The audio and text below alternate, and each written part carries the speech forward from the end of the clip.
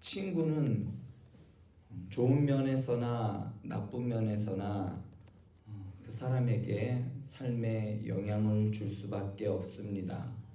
누구를 사귀고 어떤 친구를 만나느냐에 따라 그 사람의 삶의 모습이 바뀌게 됩니다. 그래서 부모님들은 자기 자녀들이 좀 좋은 친구들을 만났으면 좋겠고, 공부 잘하는 친구, 예의 바른 친구들을 만났으면 하는 것이 부모님들의 바람이지요. 친구를 통해 삶이 향상되기도 하고, 반대로 친구들 통해서 삶이 파괴되는 일들이 우리 주위에는 종종 있습니다. 우리의 친구들은 하나님이 사용하시는 도구가 되기도 하고, 때론 사탄에게 이용당할 수도 있습니다. 안타깝게도 오늘 본문에서 욥의 친구들은 후자였던 것 같아요. 욥의 비탄하는 소리를 들은 대만 사람 엘레바스가 가장 먼저 대답을 합니다. 그는 누군가 욥에게 그의 비참한 상태에 대해 말하면 실증이 나기도 하겠지만, 그래도 말하지 않을 수 없음을 밝히면서 말을 꺼냅니다.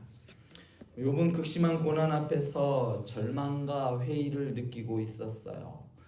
이런 상황에서는 어떠한 말도 귀에 들어오지 않습니다. 그에게는 아픔을 어루만져주는 위로의 말이 더욱더 필요한 것이죠. 넌 이렇게 해서 그렇게 된 거야, 상황이.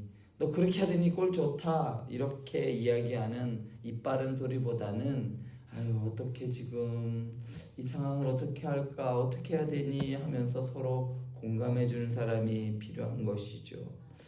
엘리바스는 전에 욥이 여러 사람을 훈계하였다라고 하면서 먼저 칭찬을 합니다. 욥이 손이 늘어진 자를 강하게 했고, 넘어진 자를 말로 붙들어 주었으며, 무릎이 약한 자를 강하게 했다라고 하면서 3절과 4절에 걸쳐서 이야기합니다. 그런데 그렇게 했던 욥의 상황이 이제는 달라져서 오히려 욥이 교훈을 하는 자가 아니라 교훈을 받는 처지가 되었다라고 말합니다. 그는 욥이 지금 힘들어한다고 진단하면서 삶에 어려움이 닥쳐서 이제는 절망에 빠졌다라고 지적을 합니다. 우리는 엘리바스처럼 상대방의 특수한 상황을 고려하지 않고 일반적인 그러한 기계적으로 일반화를 시키는 그러한 우를 범해서는 안 되는 겁니다. 엘리바스는 욥이 하나님과 진정 올바른 관계에 있었다면 걱정할 필요가 없다라고 6절에서 말해요. 그러나 욥은 하나님께 범죄하였기 때문에 지금 고난을 당하고, 욥이 진정으로 하나님 앞에 결백했다면 지금의 이러한 비참한 상황을, 이러한 고통을 당하지 않았을 것이다 라고 7절에서 말합니다. 즉 지금 욥의 상태가 그냥 자기가 뿌린 대로 거둔 것이라는 말이에요.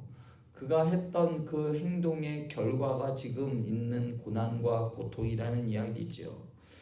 욥이 방탕한 생활을 하다가 그 결과 쓴 열매를 거두고 있다는 말입니다. 엘리바스는 보편적 진리를 이런 좀 특수한 경우에 억지로 적용하고 있는 것입니다. 일반화의 오류가 주는 위험성을 스스로 우리는 경계해야 되는 겁니다. 저 사람은 얼마나 큰 죄를 저질렀길래 하나님이 저렇게 치실까? 좀 안 되거나 좀 어렵게 살아가시는 분들을 보면 우린 그렇게 생각할 수도 있습니다. 모든 것이 다 죄 때문은 아니란 이야기죠. 이어서 엘리바스는 9절에서 악을 행하는 자들이 하나님께 심판을 받아 다 멸망하고 사라질 것이다 라고 선언을 합니다. 여기서 그의 콧김, 그러니까 여호와의 콧김은 하나님의 심판과 저주를 의미합니다. 그는 회개하기를 거부하는 자들에 대한 하나님의 심판과 진노를 표현하기 위해서 좀 이러한 강렬한 표현들을 사용을 했어요. 그는 욥이 급속히 하루아침에 쫄딱 망한 것을 보고 그 욥에게 죄가 있다라고 판단을 한 것이죠. 저렇게 하루아침에 쫄딱 망한 것은 그냥 하나님이 치신 거야. 얼마나 큰 죄를 저질렀길래 저렇게 하나님이 치셨을까? 이렇게 생각했던 것이죠. 엘리바스뿐만 아니라 우리도 이러한 생각을 종종 할 때가 있어요. 급속하게 하루아침에 사업을 망한 사람을 보거나 하루아침에 교통사고를 당한 사람을 보면 하나님께 얼마나 큰 죄를 저지른 거야 라고 하면서 그 원인을 그 사람의 죄에서 찾을 때가 종종 있습니다. 그러나 급격히 망했다고 다 악인은 아닙니다. 욥과 같은 예외적인 경우도 있어요. 그렇기 때문에 우리는 사람을 함부로 판단하고 정죄하는 그러한 어리석음을 범하지 말아야 하는 겁니다. 이제 엘리바스는 힘센 사자도 이가 부러진다라고 말을 합니다.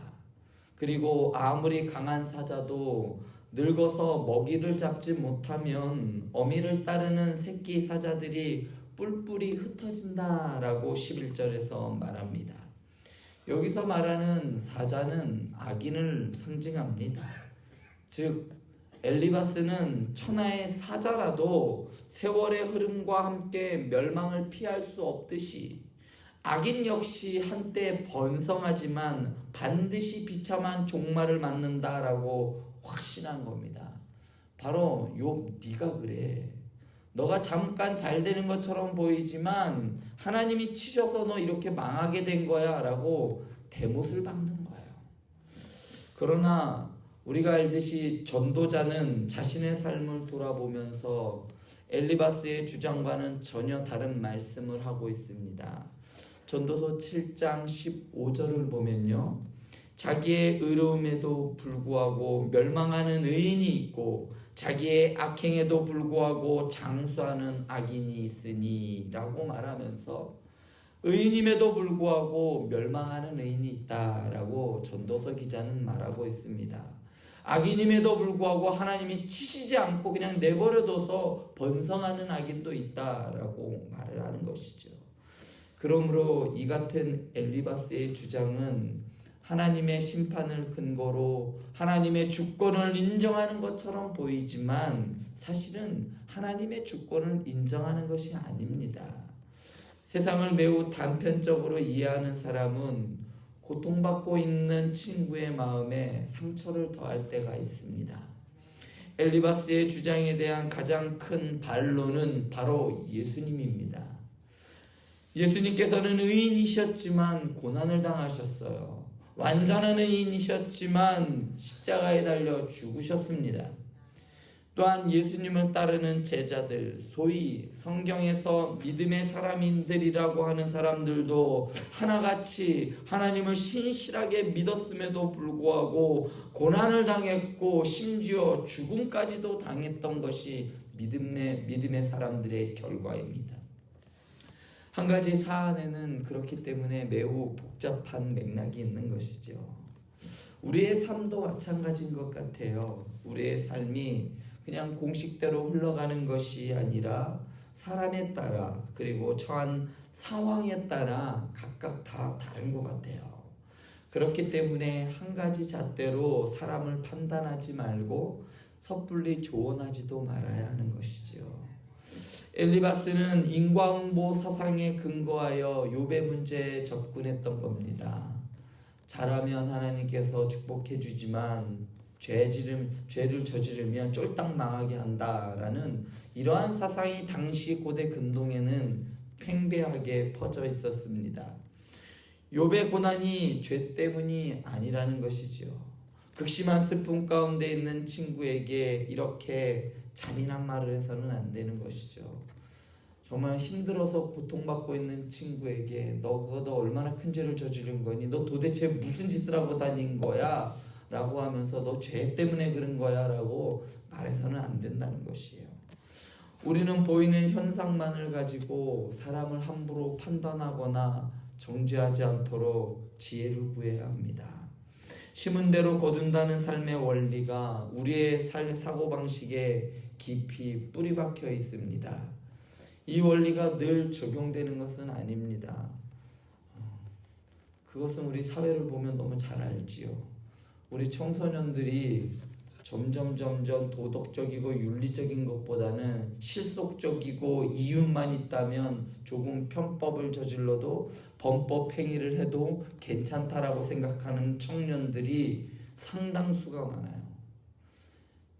전에 설문조사에 의하면 대학생의 한 90%가 3년 동안 감옥에 간다고 해서 10억을 준다라고 하면 가겠다는 청년들이 그렇게 많았어요.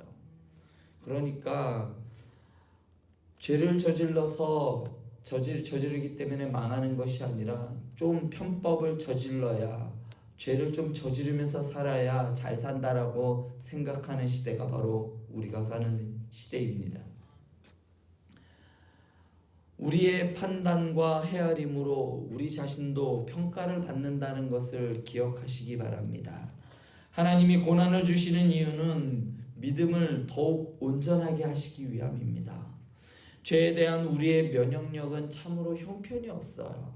조금만 넉넉해도, 조금만 평안해도 우리는 교만해집니다. 그리고 죄를 저질러요. 좀 삶이 어려우면 하나님께 나와 기도하지만 좀 여유가 있으면 사람들은 하나님을 찾지 않아요. 그래서 전에 우리 담임 목사님이 얘기하셨던 것 같아요. 일정 수준의 국민소득이 넘어가 버리면 점점점 교회를 떠나간다. 사람들은 신을 찾는 것이 아니라, 종교를 찾는 것이 아니라 자신의 향락과 쾌락을 쫓아 살아가게 되는 것이죠. 그래서 점점 믿음이 성장이 멈추는 것 같아요.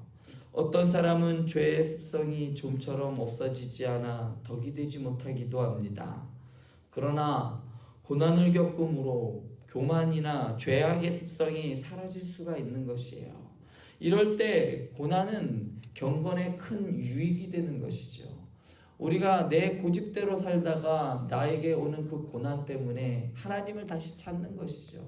하나님께 나와 나의 한계가 있음을, 나의 부족함을, 나의 무능함을 알게 되고 하나님을 더 찾는다면 그 고난은 나에게 유익이 되는 것이죠.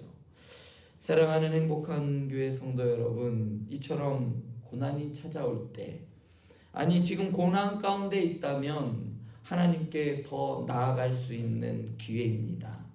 나의 믿음이 더욱더 단련될 기회임을 기억하면서 믿음으로 승리하시길 간절히 축원드립니다. 기도하시겠습니다.